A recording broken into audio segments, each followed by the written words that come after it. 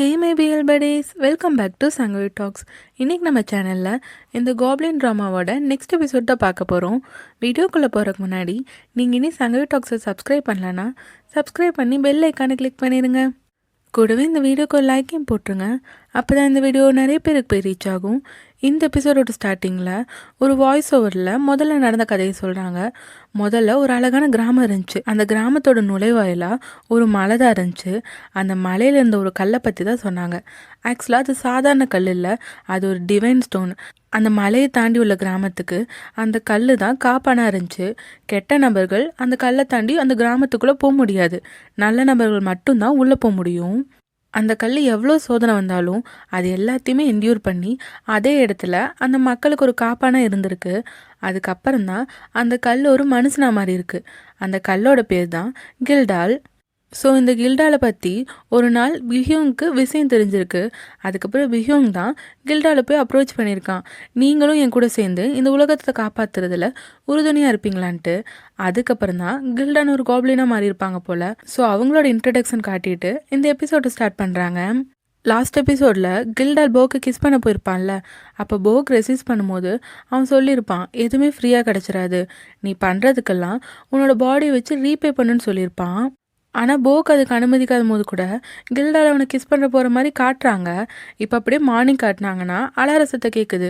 போக் இன்னும் அந்த ரெசிஸ்ட் பண்ணுற மாதிரி தான் படுத்திருக்கான். அப்போ அவன் கண் முழிச்சு பார்க்கும்போது அங்கே யாருமே இல்லை. ஒருவேளை அவன் நடந்ததெல்லாம் கனவுன்னு நினச்சிட்டு இருக்கான் போல். ஆனால் அது உண்மையாலே கனவா உண்மையாலே நடந்துச்சா என்னன்ட்டு நமக்கு இன்னும் சொல்லலை. அதுக்கப்புறம் போக்கோட டெய்லி ஆக்டிவிட்டீஸ் காட்டுறாங்க. அப்படியே அவன் தாத்தாக்குமே ஒரு லெட்டர் எழுதிட்டுருக்கான். அதில் அவன் பொய் தான் சொல்கிறான். இங்கே எல்லாமே ஃபன்னாக இருக்குது, எல்லாம் நல்லதாக தான் நடந்துகிட்ருக்கு. அங்கே இருக்க ஃபனில் நான் உங்களுக்கு பேசுகிறது கூட மறந்துட்டேங்கிற மாதிரி அவன் சொல்லிகிட்டு இருக்கான். இதில் கடைசியில் வர சொல்கிறான், இப்படிக்கு சீக்கிரமாக டிவியில் ஆக்டராக நடிக்க போகிற போக்குன்னு சொல்லி வர போகிறான். அவ்வளோ கான்ஃபிடென்ஸ் அவனுக்கு, ஆக்டர் ஆயிடுவோன்ட்டு. ஆனால் ரியாலிட்டியில் என்ன நடக்குதுன்னா, அவன் அங்கே வீட்டை தான் க்ளீன் பண்ணிவிட்டு அங்கே பிஹோங் இருக்கான். அவனை லைட்டாக வம்பிழுத்துட்ருக்கான். அதுக்கப்புறம் ஒரு ஹோட்டல் லேடி கடை தானே அன்னைக்கு காப்ளின் வேஷம் போட்டிருப்பான். அந்த ட்ரெஸ்ஸை போய் ரிட்டர்ன் பண்ணிவிட்டு எனக்கு வேலை தாங்களேன்னு கேட்டேன்.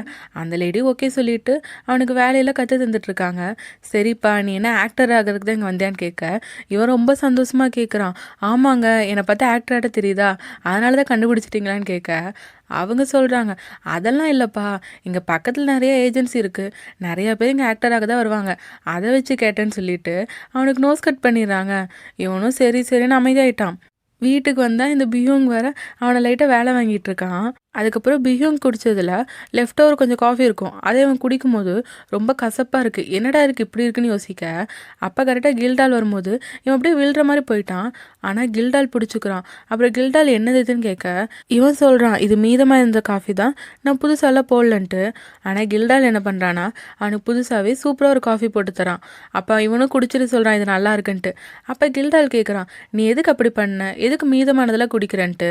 ஆனால் இவன் சொல்கிறான், இவன் இங்கே ஃப்ரீயாக தங்குறானா, இவனுக்கு எந்த வேலையும் செய்யாமல் இருக்க பிடிக்கல, அதனால தான் இவன் வீட்டையும் க்ளீன் பண்ணிவிட்டு இப்படி அவங்களுக்கு பேர்டனாக இருக்க வேணான்ட்டு அந்த லெஃப்ட் ஓவர் சாப்பிட்ருக்கான். அதனால் கில்டால் சொல்கிறான், நீ என் கெஸ்ட்டுன்னு. பட் இவனுக்கு என்ன தாட்னா, இதுக்கு முன்னாடி கனவு வந்துச்சுல, அதனாலே என்னமோ தெரில இவன் சொல்கிறான், நான் இங்கே தங்குறதுக்கு என் பாடியை வச்சு பே பண்ணிக்கணும்னு நினைக்கிறேன்ட்டு. அதோட அந்த ஆளுக்கு தான் என்னை பிடிக்கலன்ட்டு அவன் பிஹோங்கை பற்றி தான் சொல்கிறான். அது கில்டால் சொல்கிறான், அவனுக்கு உன்னை பிடிக்காமலாம் இல்லை, உன்னை பார்க்கும்போது அவன் பழைய ஃப்ரெண்டை பார்க்குற மாதிரி இருக்குது, அதனால தான் அவன் கோவமாக இருக்கான்னு சொல்ல. ஏன் அவங்க பழைய ஃப்ரெண்ட் என்ன பண்ணிட்டாங்கன்னு கேட்க இவன் சொல்கிறான், அவன் ஒரு ப்ராமிஸ் பண்ணியிருந்தான், அதை அப்படியே நிறைவேற்றாமல் போயிட்டான், லைஃப் லாங் அவன் கூடவே இருப்பேன்னு சொல்லியிருந்தான், அதை நிறைவேற்றலன்னு சொல்ல இவனும் சரி சரின்னு சொல்லிட்டு அந்த காஃபியை குடிச்சிட்டு இருக்கான். இப்போ அப்படியே இதுக்கு முன்னாடி ஒருத்தர் ஃபேஸ் எவால்வேட் பண்ணுற மாதிரி காட்டினாங்கல்ல, அவன் கூட கில்டால் உத்து பார்த்துட்டு இருந்தான்ல, அவனை காட்டுறாங்க. இப்போ அவன் ஒரு பொண்ணுக்கிட்ட பிரேக்கப் பண்ணுறான். அந்த பொண்ணும் இவனை அசிங்கமாக திட்டிட்டு போகுது. அதெல்லாம் பியும் கூட ஒரு பொண்ணு பேசிகிட்டு இருந்துச்சுல, அந்த பொண்ணு பார்த்துட்ருக்கு. இவனும் இவங்க அந்த பொண்ணுக்கிட்ட பிரேக்கப் பண்ணிவிட்டு சிரிச்சுட்டே இந்த பொண்ணுக்கிட்ட சொல்கிறான், ஹல்மோனி, அதாவது இந்த பொண்ணை பாட்டின்னு சொல்லி கூப்பிட்டு நான் ஏன் பிரேக்கப் பண்ண தெரியுமா, ஏன்னா நான் இனிமேல் ஒரு பர்சன் மேலே மட்டும் நல்லா கான்சென்ட்ரேட் பண்ணலான்னு நினைக்கிறேன்னு சொல்கிறான். ஆனால் அந்த பொண்ணு இவனை நம்பலை. ஒருத்தன் என்னன்னா அவனோட மாஸ்டர் இல்லைன்ட்டு அவன் தனியாகவே இருக்கான், லாயல்ட்டியாக இருக்கான். ஆனால் உன்னை பார்த்தா நீ நிறையா கமிட்மெண்ட்ஸ் வச்சுருக்க, நீ எல்லாம் ஒரு ப்ளே பாய், நான் உன்னை நம்பவே மாட்டேங்கிற மாதிரி அந்த பொண்ணு சொல்கிறா. அதாவது இந்த லாயல்ட்டியாக இருக்குன்னு சொன்ன ஆள் வந்து பிஹியூங்க சொல்கிறா போல். அதே இப்போ இவன் ப்ளே பாய்ன்னு சொல்கிறான்ல, ஸோ இவனுமே காப்ளின் ஆட தான் காட்டுறாங்க. பட் நம்மளுக்கு இனி கன்ஃபார்மாக சொல்லலை. அதோட நீ ஒரு ஆளை சொல்கிறீல, அவனுமே உன்னை லவ் பண்ணுறானான்னு கேட்க இவன் சொல்கிறான், இந்த உலகத்திலே 2 விதமாக தான் நான் மக்களை பிரிக்கிறேன். ஒன்று என்னை ஆல்ரெடி லவ் பண்ணவங்க, இன்னொன்று என்னை கூடிய சீக்கிரம் லவ் பண்ண போகிறவங்கன்ட்டு இவன் ஓவர் கான்ஃபிடென்ஸாக பேசுகிறான். சரி, அந்த ஆள் பேர் என்னன்னு கேட்குறக்கு இவன் கில்டாலுங்கிறான். இவளும் கில்டாலா அப்படிங்கிற மாதிரி கேட்டுட்ருக்கா. இப்போ வீட்டில் காட்டினாங்கன்னா பியும் கில்டால் கடை கேட்டே வந்துட்டுருக்கான். என்ன ஏதோ ஸ்மெல் அடிக்குதுன்னு பார்த்தா கில்டால் ஏதோ சாப்பாடை நல்லா வெளுத்து கட்டிகிட்டு இருக்கான். அதுக்கப்புறம் பார்த்தா பிஹியோங்க உட்காந்து அதை நல்லா சாப்பிட ஆரம்பிச்சிடுறான். அவங்க 2 பேருக்குமே அந்த சாப்பாடு பிடிச்சிருது. ஸோ பிஹியோங் கேட்குறான், இது எந்த ஹோட்டலில் வாங்கினேன், இந்த செஃப்பை நம்ம வீட்டுக்கு கூட்டிகிட்டு வந்தலாம், அவங்க இங்கேயே சமைக்கட்டுங்கிற மாதிரி அவன் பேசிகிட்டு இருக்க. அப்போ கரெக்டாக போக் வரான். ஓ, உங்களுக்கு இந்த சாப்பாடு பிடிச்சிருச்சா? கில்டால் கரெக்டாக தான் சொல்லியிருக்காரு, உங்களுக்கு இந்த ஃபுட்டு ரொம்ப பிடிக்கும்னு சொல்ல. அப்போ தான் இவனுக்கு தெரியுது அது போக் சமைச்ச சாப்பாடுன்ட்டு. இவன் உடனே கேட்குறான், நீ எதுக்கு சமையல்லாம் செய்கிறன்ட்டு. ஆனால் போக் சொல்கிறான், நான் இங்கே சும்மா இருக்கேன், அதுவும் காசு வேறு தரதில்ல, அதனால தான் நான் சமையல் செஞ்சேன்னு சொல்கிறான். ஏன் இது நல்லா இல்லையான்னு கேட்க கில்டால் நல்லா இருக்குங்கிறான். ஆனால் பிஹியூங் வந்து கோவமாக எந்திரிச்சு போயிடுறான். அதுக்கப்புறம் பிஹியூங் கோகோ விளையாடிட்டு இருக்க. அங்கே போக் வரான். போக்கை பார்த்துட்டு நீ என்ன பர்ஃப்யூம் போட்டிருக்கேன்னு கேட்க போக் நான் பர்ஃப்யூமே போடலங்கிறான். அதுக்கப்புறம் அவன் பிஹியூங் கிட்ட வந்து உட்காந்துட்டு அவனுக்கு ஒரு சாக்லேட் தரான். ஏன்னு கேட்டால், நம்ம ஃபர்ஸ்ட் மீட் தான் ஏதோ ஒன்று நடந்துருச்சு, பட் நான் எல்லாத்தையும் மறந்துடுவேன், உங்களையும் மன்னிச்சிடுறேன், நம்ம 2 பேரும் நல்லா கெட்டாலாங்க ஆயிக்கலாம், சண்டை போட வேணாங்கிற மாதிரி இவன் சொல்ல. ஆனால் பிஹியூங் ஓவராக சீன் போடுறான். என்னது, நம்ம 2 பேர் சண்டை போட வேணாமா, இந்த சாக்லேட்லாம் நீயே வச்சுக்கோன்னு சொல்ல. எனக்கு உன் கூட பழகிறதுலாம் இன்ட்ரெஸ்ட் இல்லைங்க மாதிரி தான் பிஹியூங் சொல்கிறான். பட் போக் என்ன சொல்கிறான்னா, ஏன்னா நான் உங்களை கேர் பண்ணுறேங்கிறான். என்ன எதுக்கு நீ கேர் பண்ணுற, நீ யாருன்னு பிஹியூங் கேட்க போக் ஒன்று பிஹியோங்கோட கண்ணத்தை பிடிச்சிடுறான். பிஹியோங்க்கு என்ன பண்ணுறதுன்னு தெரில. அப்படி அவன் போக்கை பார்க்கும்போது போக் சொல்கிறான், எனக்கு இது நல்லா தெரியும்ன்ட்டு. அப்படியே பிஹியோங்க்கு அவன் பாஸ்டில் ஒருத்தர் இருந்தான்ல போக் மாதிரியே, அவன் தான் ஞாபகத்துக்கு வரான். இப்போ போக் சொல்கிறான், இது அதுதான், உங்களுக்கு மால் நியூட்ரிஷன் சொல்லிடுறான். என்னது அப்படின்னு கேட்டால், இவனை பார்த்தப்போ மயங்கி விழுந்திருப்பான். அதுக்கப்புறம் ரொம்ப இரிட்டேட்டாக நடந்துக்கிறான். ஸோ இது எல்லாத்துலேயும் நான் கண்டுபிடிச்சிட்டேன், உங்களுக்கு மால் நியூட்ரிஷன், அதனால தான் நீங்கள் இப்படியெல்லாம் நடந்துக்கிறீங்கன்னு சொல்ல. பிஹியூங் இவனை பிடிச்சி நல்லா திட்டிட்டு, நீ என்னை பற்றிலாம் கவலைப்பட வேணாம், முதல்ல போய் உன் சென்ட்டை மாற்றுன்னு சொல்ல. போக் உறுதியாக சொல்கிறான், நான் தான் எந்த சென்ட்டுமே போடல, நீங்கள் வேணால் மோந்து பாருங்க, நம்ம பக்கத்தில் வர. பிஹியூங்க்கு அது கொமட்டி வர்றது மாதிரி ஆயிடுச்சு. அவன் டக்குன்னு எந்திரிச்சு அங்கேருந்து ஓடிடுறான். போக்குமே பார்க்குறான், இவனுக்கு என்ன ஆச்சு, ஏன் அப்படி நடந்துக்கிறான்ட்டு. ஆனால் பிஹியூங் ரூம்குள்ளே போய் யாருக்கோ ஃபோன் பண்ணுறான். அப்போ போக் வெளியே நின்று கதவை தட்டிகிட்டு இருக்கான். உங்களுக்கு ஏதாவது வயிறு சம்மந்தப்பட்ட பிரச்சனையா, ஏதாவது ஹெல்ப் வேணுமான்ட்டு. ஆனால் பிஹியூங் அந்த ஆள் காலே எடுக்கலைங்க மாதிரி ரொம்ப புலம்பிகிட்டு இருக்கான். அப்போ கரெக்டாக கில்டால் வர. இவன் கில்டால் கிட்ட சொல்கிறான், அவருக்கு ஏதோ வயிறு பிரச்சனை போலன்ட்டு. அதுக்கப்புறம் இவனுக்கு டைம் ஆயிடுச்சுன்னு வேலைக்கு கிளம்பிடுறான். கில்டால் தான் அங்கே இருக்கான். அப்புறம் பிஹியூங் ஃபோனில் பேசுகிறான்ல, அவன் ஃபோன் பண்ணது அந்த பொண்ணுக்கு தான் போல். இவனுமே அந்த பொண்ணை பாட்டின்னு சொல்லி தான் கூப்பிட்றான்.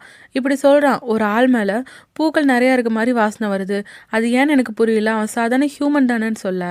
அந்த பொண்ணு யோசிக்கிறா, அப்படி அந்த ஆள் ஒரு சாதாரண மனுஷன் மேலே அந்த வாசம் வரணும்னா அவன் ஹெல்லோட கேட்டை ஓப்பன் பண்ணியிருக்கணுன்ட்டு. அப்படி எப்படி அவன் சாதாரண மனுஷன் அதை பண்ண முடியும்னு இவங்க யோசிச்சா. அப்போ தான் எங்களுக்கு தெரியுது, அந்த மனுஷன் வந்து ஒரு கோப்ளின் கூட இன்டிமேட்டாக இருந்தால் மட்டும்தான் அப்படி பண்ண முடியும். அப்படி யாருன்னு பார்த்தா இவனுக்கு தோணுது, இவன் தானே ஃபஸ்ட் டைம் கிஸ் பண்ணியிருப்பான் அதனாலே வந்துட்டு. பட் அந்த பொண்ணு சொல்கிறா, ஆனால் அது நீயா இருக்க முடியாது, ஒருவேளை கில்டாலாக இருக்குமோன்ட்டு. அதை கேட்டோன்னே இவன் உடனே அந்த இடத்துலேருந்து ஓடுறான். கீழே ஓடி வந்து பார்த்தா கில்டால் சொல்கிறான், உனக்கு ஏதாவது வயிறு பிரச்சனைன்னு அவன் சொல்லிட்டு போனான், அதான் அவனுக்கு சூப் செஞ்சுருக்கன்ட்டு. ஆனால் இவன் போக் எங்கன்னு கேட்டுட்டு அவன் பார்ட் டைம் ஜம்ப் போயிருக்கான்னு இவன் சொல்ல.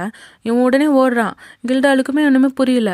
பார்த்தா இப்போ போக் வேலைக்கு போயிட்டு இருக்கும்போது ஒரு பொண்ணு இடிச்சிட்டு போகிறான். ஆக்சுவலாக அப்போ வாய்ஸ் ஓவரில் சொல்கிறாங்க, இப்போ அந்த பாட்டின்னு சொல்கிறாங்கல்ல அந்த பொண்ணு சொல்கிறா, அவன் கேட் ஆஃப் ஹெல் ஓப்பன் பண்ணனால அவன் தான் இப்போ பேய்களுக்கு முக்கியமான டார்கெட்டாக மாறி இருப்பான்ட்டு.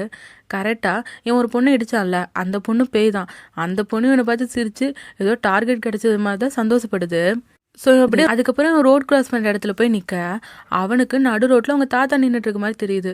இவனுக்கு தாத்தா இங்கே என்ன பண்ணுற மாதிரி யோசிச்சுட்டே நகருங்கன்னு சொல்கிறான். ஏன்னா அந்த இடத்துல ஒரு வண்டி வந்துட்டு இருக்கு. ஆனால் அந்த தாத்தா அங்கேயே நின்றுட்டு வாவான்னு சொல்லிட்டு இருக்க. இவன் நகருங்கன்னு கதறிட்டு இருக்கான். அப்போ கரெக்டாக வண்டி பக்கத்தில் வந்துருச்சு. அதனால இவன் காப்பாற்றலான்னு போக, அப்போ அவன் கீழே கால் வைக்க போயிட்டான் ரோட்டில். அப்போ கரெக்டாக பிஹியோங் வந்து இவனை பிடிச்சி இழுத்துறான்.